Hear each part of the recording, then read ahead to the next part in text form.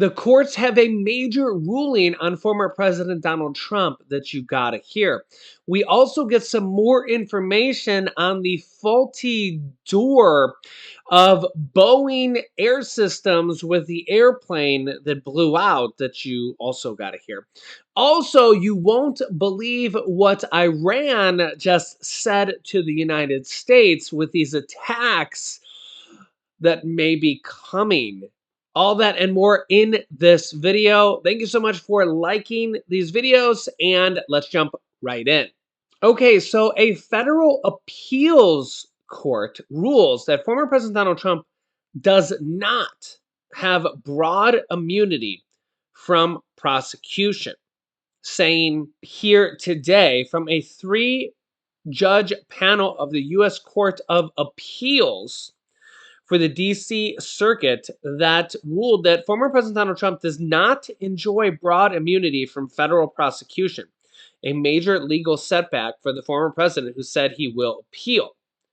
Now, notice that this is already the Court of Appeals, and he says he's going to appeal again. They wrote that for the purposes of this criminal case, quote, former President Donald Trump has become Citizen Trump, with all the defenses for any other criminal defendant. The ruling comes a month after lawyers for Trump made sweeping claims that he enjoyed immunity from federal prosecution. This is what Trump's lawyer said, claiming that lawyers for the special counsel said would, quote, undermine democracy and would give presidents licenses to commit crimes while in the White House, such as accepting bribes for direct government contracts or selling nuclear secrets to a foreign adversary. It would be, quote, a striking paradox, the judges wrote, if the president, who alone has the constitutional duty to ensure that laws be faithfully executed, were the sole officer capable of defying those laws with impunity. Meanwhile, a major detail comes out today here on the Boeing Airlines blowout from, you can see here, faulty door panel on Alaska Airlines flight had no bolts installed. No bolts installed. The NTSB says in a preliminary report, the flight left Portland, Oregon on January 5th, bound for Ontario International, and when the door plug blew off. But here's what they have found out now. The door panel on Alaska Airlines Boeing 737 that fell off mid-air apparently had no bolts installed on the door plug. Wow. According to preliminary findings released Tuesday by the NTSB, the National Transportation Safety Board, a picture of the plane in a factory in Renton, Washington, now has revealed the lack of bolts. Maybe apparently they take pictures of all this stuff along the lines as it's being manufactured and it's stored somewhere, and maybe they've gone back and now revealed the evidence. And it's shown with no retention hardware in the three visible locations. However, it was not clear which stage the manufacturing process was when the photo was taken.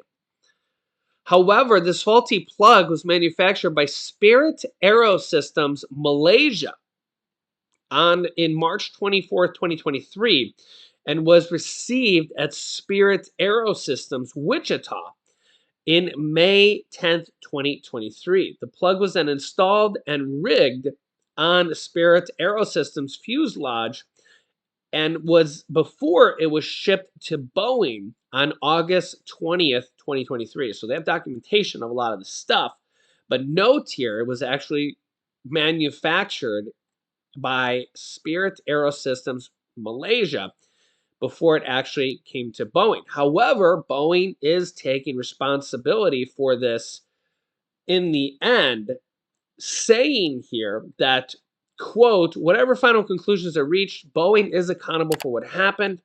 An event like this must not happen on an airplane that leaves our factory. We simply must do better for our customers and their passengers. We are implementing a comprehensive plan to strengthen quality and confidence of our stakeholders. It will take significant demonstrated action and transparency at every turn, and that is where we are squarely focused. And of course, you're going to have people say, oh, well, everything should be manufactured here in the US. And this is what people don't realize. A lot of stuff is manufactured overseas, in this case, Malaysia. Sometimes it's China, sometimes it's Malaysia, sometimes it's Taiwan. And this is what a lot of people don't realize. With all these wages going up in the United States, more and not even just recently, a lot of this stuff has been outsourced for years and years and years and decades and decades. And you take this one instance, right? This one instance, a problem happened. Thankfully, nobody died or anything like that. But the stuff is outsourced and has been by companies and companies and companies for decades and years because it's cheaper. And a lot of people are going to say, "Oh, they should bring it back to the U.S." All that would do is raise costs. Okay, you think about the cost of flying right now, and the cost of airplanes, millions and billions of dollars to buy these things, make these things, and all this stuff. Right? If they bring everything back home to manufacture, all it will do is raise the cost of everything. Everything. Remember, UPS just laid off 12,000 workers after UPS just gave out those massive raises. So you got to kind of remember the economics of everything here. So they have this manufactured overseas because it costs significantly less money. And then once in a blue moon, you have a problem like this. Well, now and don't forget that stuff like this can happen even if it's manufactured in the US. People make mistakes. Right? And honestly, it could have been the bolts. It could have just been bolted on the last part. It could have had to be bolted together, made in Malaysia, but it had to be bolted together at the last part, and it just didn't happen. Let me know your thoughts here in the comments. Iran goes public with a stark warning over suspected spy ship as U.S. refuses to rule out more strikes. Iran says a ship is an extension of a state's sovereign territory. So an attack on Iranian ship would technically be a direct attack on Iran, one expert says. But remember, the U.S. is getting attacked almost every day over there. So I guess what? That's okay. It's okay to attack the U.S., but it's not okay to attack Iran? What hypocrisy, right? Yeah. And you can see here, despite U.S. airstrikes, Iran continues to arm its proxies. Iran views its proxies in Iraq, Syria, Yemen, Lebanon, and Gaza as a way of weakening its adversaries and bolstering its influence in the region. Yeah. And remember, Iran is actually a proxy of Russia. And Russia is actually a proxy of China. And so is North Korea, is actually a proxy of both Russia and China. So you look at these proxies who are being armed by the bigger fish, all they're doing is being paid for by the bigger fish, which is really Russia and maybe even China and Iran. So Iran's like, oh, don't attack us. Don't attack us. All they're doing is they're sitting back laughing at the United States while the United States is being attacked over and over and over again. Finally, the United States is fighting back, saying, we can't keep having this happen as they get attacked over and over and over again. And Iran says, don't attack us. Don't attack us. We won't stand for it. Meanwhile, the United States keeps getting attacked on a daily basis.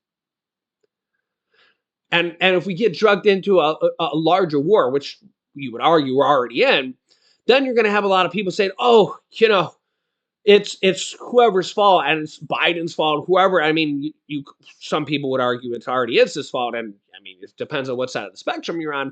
But it's like we can't keep letting this happen. The U.S. you can't not attack back because again, they're attacking us to begin with.